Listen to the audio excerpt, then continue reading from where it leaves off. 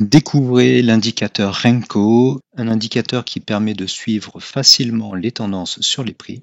C'est une autre façon de visualiser les prix et ça peut vous intéresser. Vous pourriez très bien devenir fan de Renko. Donc le Renko est un indicateur dont le nom vient du japonais Renga qui veut dire brique et on parle de briques. On va construire des briques. C'est une sorte de mix entre les chandeliers japonais et les points et figures. Points et figures qu'on a vu récemment dans une vidéo précédente.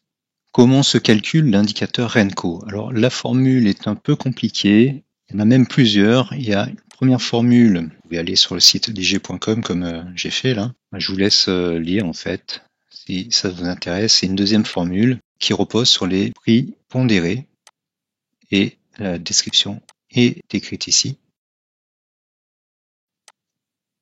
IG dit qu'il y a aussi dans MetaTrader l'utilisation de l'indicateur ATR et on va voir que c'est proposé aussi dans ProRealTime et TradingView. Et on n'a pas plus de précision. Bon, c'est pas très important de savoir comment se calcule le Renko. On va voir comment il s'installe. On va commencer par ProRealTime. Vous affichez votre graphique avec les prix et vous allez dans le tag prix ici, configurer. Et vous sélectionnez non pas prix, mais Renko. Et voilà, le Renko est affiché. Vous avez les paramètres, pourcentage ATR, tick, point, valeur. On l'applique à la clôture ou à d'autres choses. C'est à peu près tous les paramètres qu'on peut configurer. Maintenant, regardons comment l'indicateur s'installe dans TradingView. Vous allez ici, normalement vous avez Candles, et vous choisissez Renko. Et voilà, c'est aussi simple que ça. Pour voir les paramètres, il faut faire un clic droit dans le graphique, Settings, Symbole, et là vous avez les couleurs, vous avez est-ce que j'affiche les mèches ou pas. Vous voyez que ça modifie pas mal l'étendue du graphique, la source, la taille de la brique, ATR traditionnel, avec la taille de la brique en euros, et pourcentage LTP, ne me demandez pas ce que c'est, j'en sais rien. Donc on va garder ATR, apparemment c'est ce qui est conseillé, et on se base sur un ATR 14. Je vous ai mis le 5 secondes ici en Renko et le 5 secondes ici en bougie japonaise, de façon à comparer.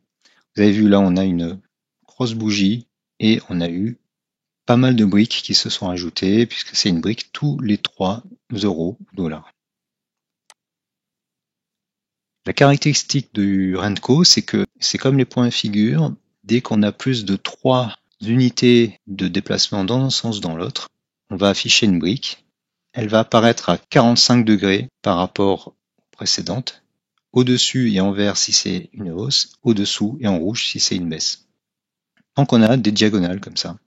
C'est assez simple de suivre la tendance. Là on voit qu'on a de la tendance baissière. Mais pour les inversions, c'est le même inconvénient, je dirais, qu'avec les points et figures. Les retournements se font très rapidement. Cela dit, sur le Bitcoin, on a vu que ça se fait effectivement très rapidement en 5 secondes. Et ça nous permet de suivre la tendance très facilement sur les prix. Et on voit bien les zigzags et cet indicateur filtre bien les mouvements. Ça change nos indicateurs, ça change aussi la temporalité, mais globalement, là, on voit que les indicateurs ont à peu près la même forme. Donc, on peut quand même utiliser les indicateurs, sauf que il va falloir attendre la création d'une boîte, d'une brique, pour que l'indicateur inférieur bouge.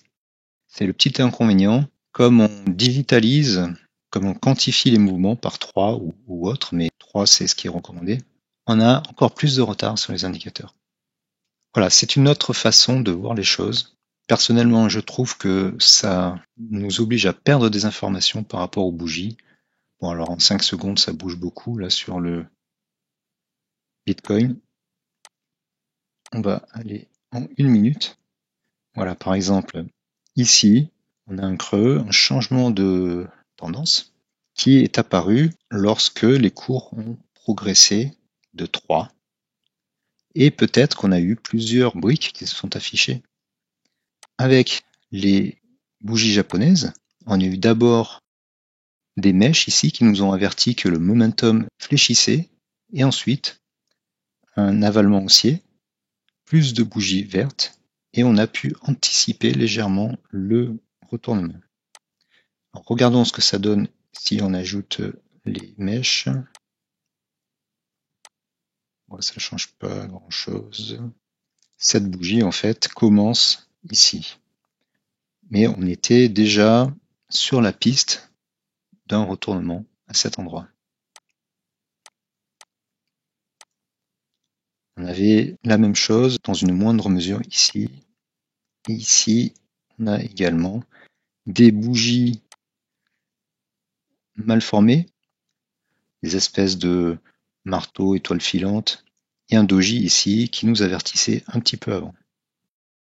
Voilà ce que je reproche à ces indicateurs qui filtrent la tendance, Renko, point figure et Kanashi. Et surtout Renko et point figure, on perd de l'information. Cependant, si vous voulez utiliser cet indicateur, libre à vous, testez-le, il faut tester, regardez si ça convient à votre méthode de trading, essayez de trouver des cas où ça marche et les cas où ça marche pas et tirez-en des conclusions. C'est comme ça qu'on progresse. Dites-moi dans les commentaires si vous comptez utiliser cet indicateur, si vous l'utilisez et pourquoi. Et n'hésitez pas à me dire que vous êtes d'accord avec moi sur le fait qu'il y a un petit peu de retard ou pas. J'espère que vous avez apprécié cette vidéo. Si c'est le cas, défoncez le petit pouce bleu.